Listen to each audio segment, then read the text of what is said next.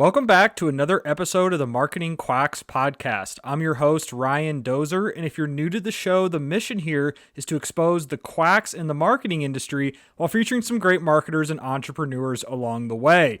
So in this episode, I'm excited to welcome our guest, Ryan Lynch. Ryan is a realtor here based locally in Des Moines. He's also a blogger and a content writer. Ryan, thank you so much for joining the show. Ryan, thank you very much for having me. Absolutely. So let's dive in on who you are and what you do. I am Ryan Lynch. I have been doing marketing for actually quite a while. Marketing was my major at Iowa State.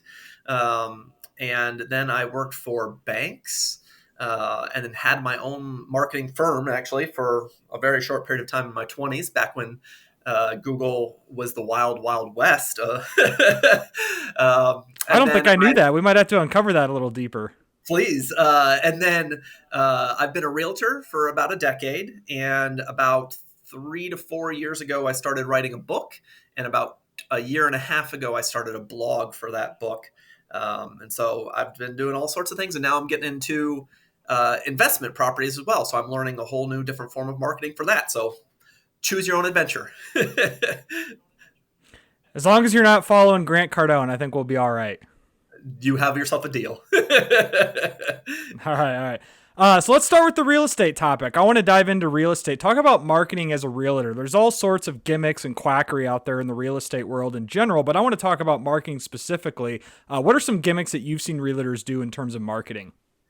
The big things for realtors is most people don't go looking for a realtor. They go looking for houses, and then they need to find a realtor. And so there's lots of interesting things that realtors can do. I'll tell you, I'll jump right into the quackery. The biggest thing that realtors will do is like a bait and switch. The really typical thing is, yes, I can get you $400,000 for your house, and then a month later you're listed at 350. It's I'm gonna get you as much money as humanly possible, and then once I have you under contract, we're going to get you into a more realistic price so we can actually get your house sold. I'd say that is a very, very common one. Realtors, the things that I see that are working most successfully are typically like services that you can buy. There's lots of services where you can buy leads that will call in. I tried Zillow for a little while, things like that. The thing I didn't like about it was I ended up being their call center. And so I had no control over when people were calling me. I had no control over who was calling me, things like that. And it did bring leads, but they could be, Joe Bob sitting on his computer thinking this house looks cool and would just like to go see it. So there's no way to know if they really were going to be effective leads or deals that you could close. So I didn't like that very much, but there are actually several leads out there. I know like Boomtown and things like that, that give tons and tons of leads all over, just depending on how much money you're willing to spend per month. The marketing that I've found to be the most effective for me has been networking and just doing what I say I'm going to do when I say I'm going to do it.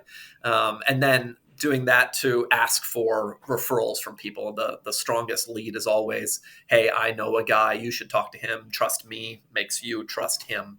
Has always been a really solid way for realtors to work. And there's just so many options available out there. I know when I started out, I was like, oh, maybe the pay-per-click thing will work for me. And as I said, people aren't typically out there looking for realtors. So I paid good money to have somebody make a website, have somebody put tons of pointing at that website. And then I don't believe I still have the website, but I don't believe I've ever received a lead from that once. So I'll that tell now. you this as a marketer, I would run away from paid search in residential real estate. You're talking like $15, $20 cost per clicks or CPCs, and there's so much competition, and all these people have big boy ad budgets compared to the little realtor. You're never going to win playing pay per click against those guys. Oh, agreed. I wish I would have known that about 7 or 8 years ago. Yeah, Yeah. but what you said earlier, authenticity and referrals always sells. That's not just real estate. That's every business. I'll tell you this, my favorite type of realtors personally, and I went through a good one as I bought my house here in West Des Moines, are the ones who will tell you both sides of the story. Typical realtor is, oh my God, rates are low, buy, buy, buy. Oh my God, this and that, buy now, sell now, right?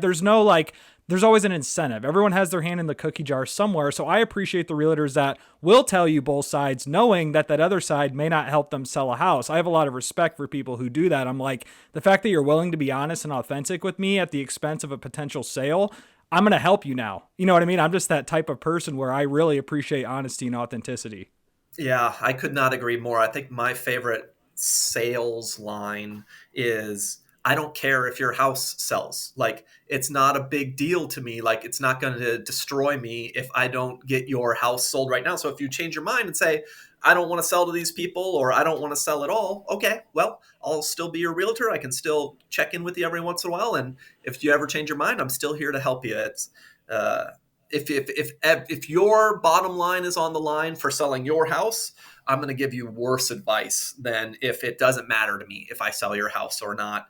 It matters to me that I make you happy. It doesn't matter to me that Yeah. I get the deal And a done. lot of inexperienced realtors I've noticed, they'll always go for that quick sale here, quick sale there, and they'll never play the long term game. But look at the successful realtors that they're in it for the long haul. They're building relationships. They're doing everything the correct way, as I would put it. And now they're very successful because of that. So just something I wanted to mention there. Yeah. Yeah, I mean, it's a tough business to get into, and I'm Very very tough. sure when I first started out, there was somebody I might not have given the best advice because I needed the paycheck. But it does help to get with somebody who's done it for a little while and doesn't have to make your deal close to make their mortgage payment, basically. Yeah, for sure. So let's not talk about real estate. Let's talk about just marketing quacks in general. Outside of real estate, what have you seen, whether it's through your blog writing, through influencers that you follow on social media? What are some other typical marketing quacks that or quackery or gimmicks that you see all the time? Well, I'll tell you one that I have to deal with constantly because my phone number is everywhere is text messaging. I actually, I for a while thought that I just hated text message marketing in general because I get so much bad text message marketing. Um, and I've learned now that it's opt in. Like, if you can opt in, that's an extremely powerful channel because I check my text message the minute that I get a text message. Like, I know I am uh not everyone is exactly like me and they don't all check their text messages instantly, but I turn off every single notification on my phone other than if the phone is going to ring or if I'm going to get a text message. So it's a very powerful channel. I just I don't know how many people I've had offer me $100,000 in funding right now, or tell me how quickly and easily they can get me healthcare as a realtor, and I just get it at like 2, 3, 4, 5 a week, no problem. And it's Let's not funny even when mention political season.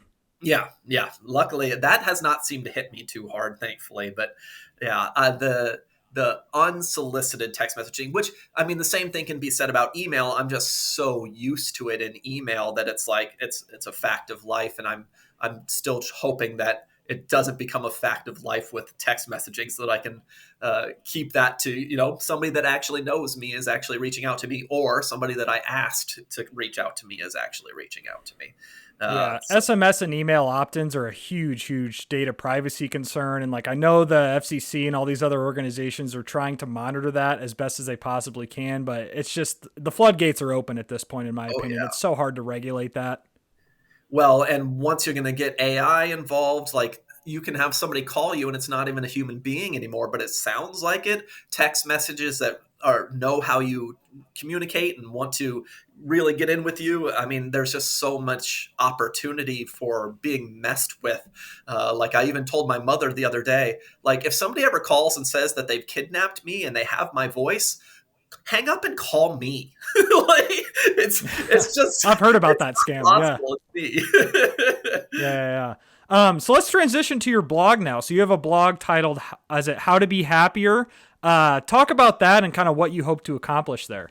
Yep. How to be happier. I'll say .blog because I do have it's not .com. Um, I'm excited by it. I started writing a book about 3, 4, like I beat COVID by like 2 months. Like I could say it's a COVID book, but I started right before I knew COVID even existed. And how to be happier. I found myself having this um, same conversation with people over and over again. And I'm like, okay, I've got something that I've got to get out. I've got something that I think matters. And I just started writing and writing and went through a great editor and then found another great editor who taught me some different things. And one of the things she taught me was I need to build a base. I need to build.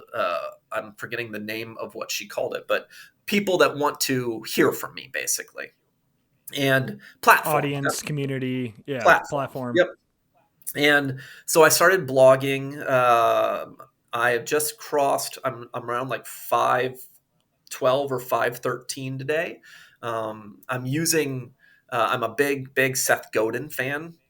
I've read his daily emails probably for close to a decade at this point, and so I've really seen the impact of having somebody talk to me every single day. And he always talks about um, changing the culture and changing how people think and things like that. And I'm like, well, that's what I'm really interested in. I think I've got something that helps people just in general be happier. And um, so I started doing the daily blog, and have successfully done it for 513 days as of today. And I'm excited by it. And so that's been going on, and it's been a slow process for getting people on. I've got more people on the socials than I do on the website itself. So if you want to learn happiness, I love it if you sign up for the blog itself. But I'm on Facebook, LinkedIn, YouTube, Instagram, Twitter, X, whatever you want to call it, and just really having a good time. It's been an interesting process, and it's been interesting seeing who connects with it and who shares it and who talks to me about it as well. I've really enjoyed the process a lot. Yeah, I could say the same about this podcast, honestly. I had no idea what to expect when I started this podcast, and I've had everyone and their brother seems like it reaches out to me and they're like, "Hey, I heard this episode," or "Hey, can I hop on? Can this person hop on?" I'm like, I never expected, people like that across the world to hear. And this podcast isn't even that big by any means, but it's just interesting the people that find you. I'll just tell you that much. So you mentioned Seth Godin. What else is Seth Godin known for? I mean, I know of him. I'm a marketer. He's a big figure in the space, but I've never actually dove into him like you have. What else would you say Seth Godin is known for? What else does he teach that's useful? Written a ton of books. This is Marketing is a great one for marketers, obviously. Purple Cow is another big one of his. He's written a ton of great books, and he's been in big into talking to the culture about what the culture is focusing on. He has a blog called Akimbo, which I would highly recommend. I love it. I think I've listened to every single episode. And he explains things in such a way. His podcast is just like yours. It's like short episodes, and then he actually does a question and answer at the end of it, which is the only time you can ever actually like ask him a direct question. Because an interesting thing about him is his blogs have no comments on them whatsoever, so all you can do is read it. And he gets into the culture with he talks a lot about education. He talks a lot about how people treat each other. He talks a lot about how to be an entrepreneur and in a way that is more coming from authenticity, like we were talking about earlier, coming from a place where we're really telling people what they need to hear and telling people what we need.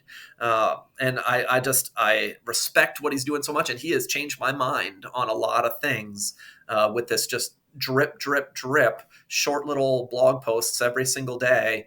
But it's like the very first thing I do. I wake up and I pull up my phone and I look at what Seth has written today. So I think I've actually gotten to that point a little bit with a very small amount of people compared to him.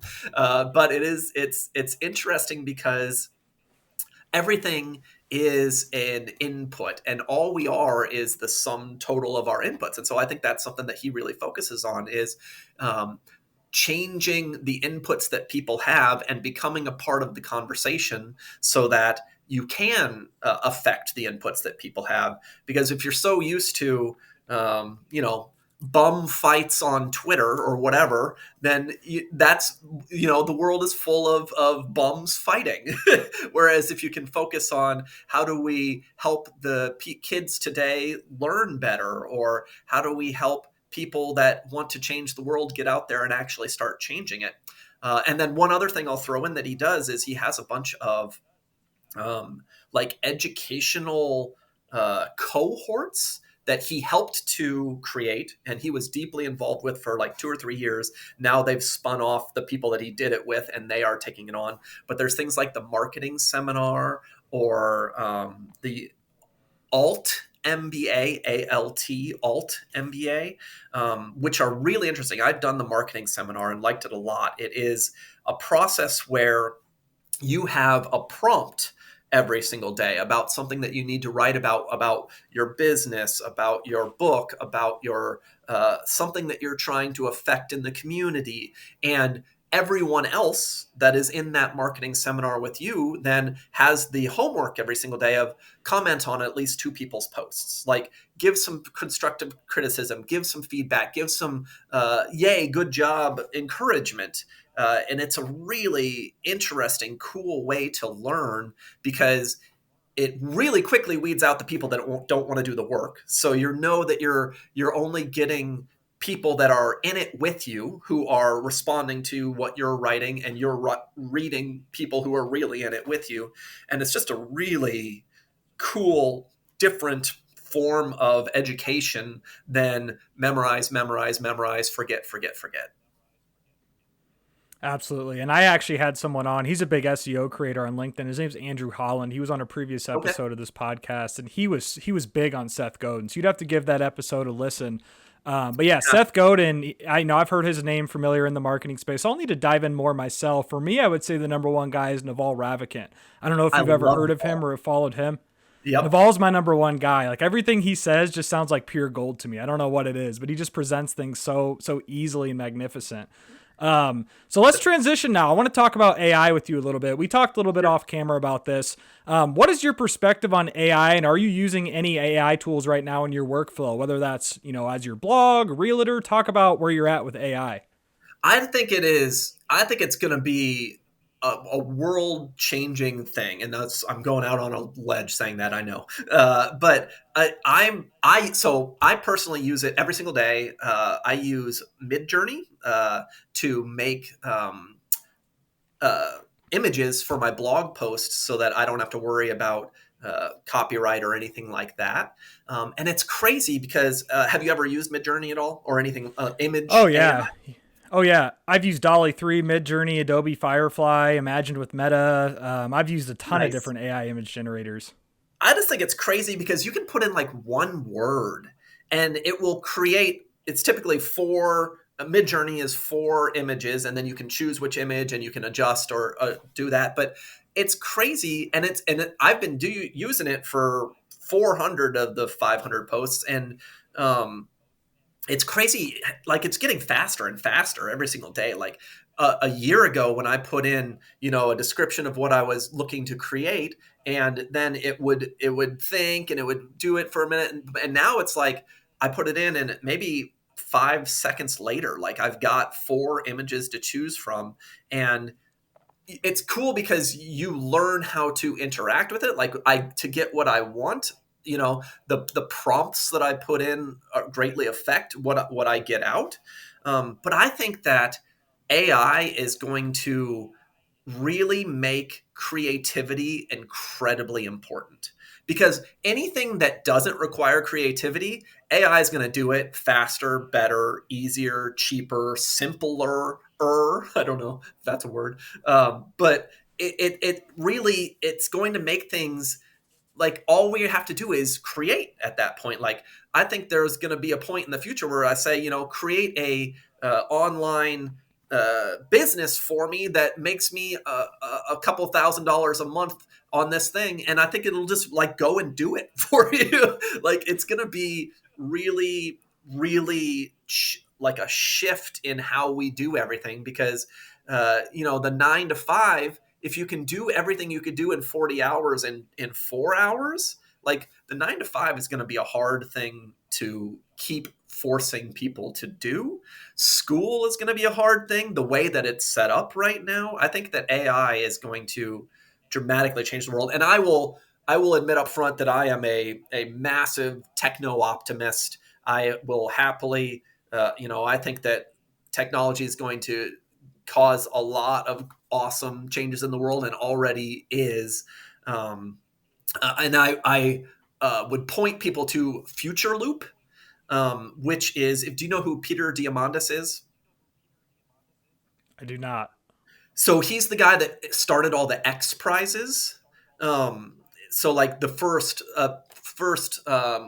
non-government entity to send somebody into suborbital space.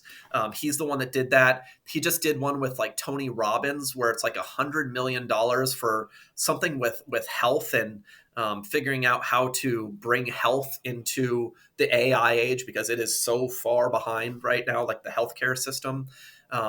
But he has an AI newsletter called Future Loop, which all it does is scour the web for cool news stories that are happening right now about like a fleet of autonomous taxis in Arizona, or this company is printing organs, 3D printing organs so that you don't have to worry about transplants, or this company is working on sending people into space to build suborbital space stations, the future as they see it. And it's awesome because every single day you get a little message showing the really cool things that humanity is doing and using this incredible technology to do so.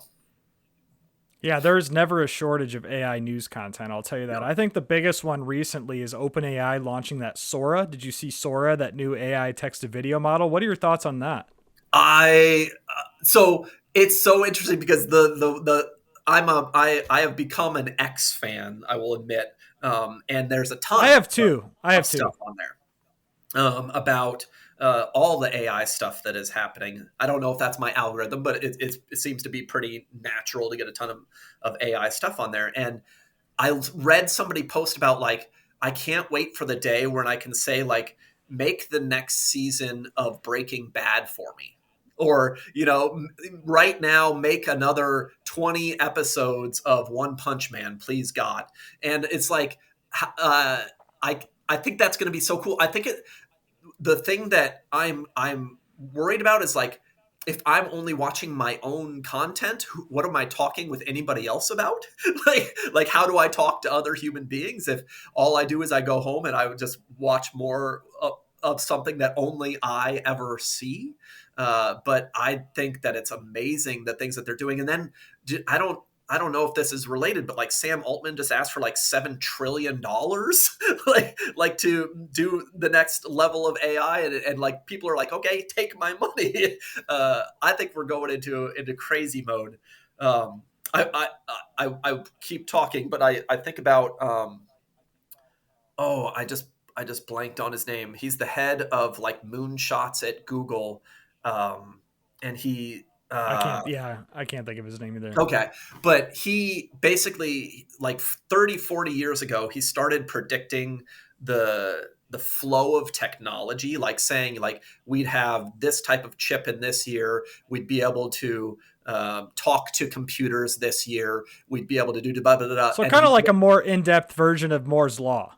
yeah, yep. Well, using Moore's law to make those predictions. And then he predicted 2029 is when the singularity would hit.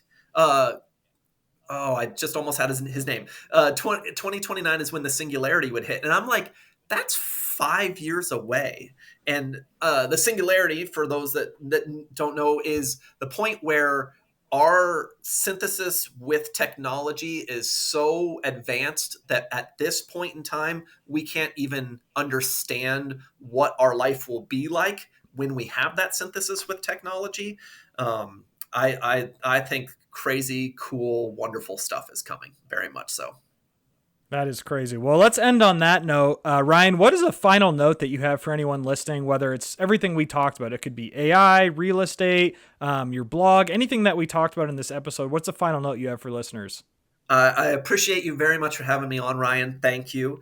And my final note would be check out howtobehappier.blog. It's a short little snippet every morning that comes out to make you think about something that might possibly help you be happier. It's my life's passion. I don't know if I'll ever make a dollar off of it, but I like helping out people in that way. And that's where I'd point people. Hey, man, that's all good. I'll be sure to link to all that stuff in the Spotify description. We'll get you a nice little backlink there, too, for SEO purposes. But thanks Great. again, Ryan, for hopping on the show. And thank you to everyone for listening to this episode of the Marketing Quacks podcast. Be sure to tune in again next time.